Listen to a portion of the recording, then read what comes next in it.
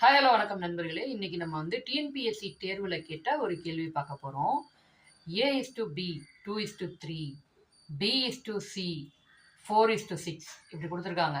இப்போ A:B:C அதோடைய மதிப்பு என்ன அப்படின்னு கேட்குறாங்க. வாங்க எப்படின்னு பார்ப்போம்.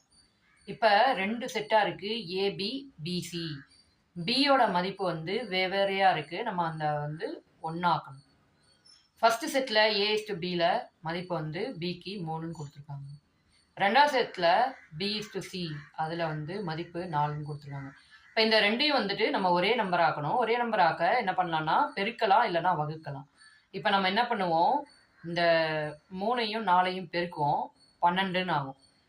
A:Bல இருக்க அந்த 3 4ஆல் பெருக்கினால 12 வருது. அதனால அதே 4 வச்சு ஏவோட மதிப்பான 2ஐயும் பெருக்கணும், 8ன்னு வந்துடுது. இப்போ A:B என்னென்ன ஆகிடும், 8:12.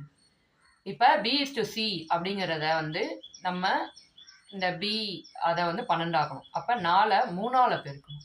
3ஆல் பெருக்கணும்னா ரெண்டாவது செட்டில் இருக்க B அதுவும் 12 ஆயிரும். அதே மாதிரி அதே 3ஆல் அந்த சியையும் பெருக்கணும், 18 ஆயிரும்.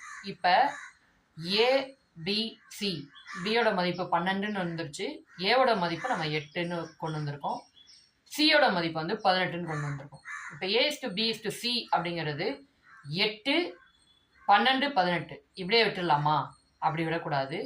அதை எந்த அளவுக்கு சுருக்க முடியுமோ, அதாவது சிம்பிளிஃபை பண்ண முடியுமோ பண்ணணும். 8, 12, 18 இதை 2ஆல் மட்டும்தான் சிம்பிளிஃபை பண்ண முடியும். பண்ணோம்னா 4:6:9 அப்படின்னு நமக்கு கிடைக்கும். இப்போ A:B:C அதோட மதிப்பு என்னன்னா 4:6:9. இதே மாதிரி வீடியோக்கள் உங்களுக்கு வேணும்னு நீங்கள் நினச்சிங்கன்னா நம்ம சேனலை சப்ஸ்கிரைப் பண்ணி சப்போர்ட் பண்ணுங்கள். பாய்.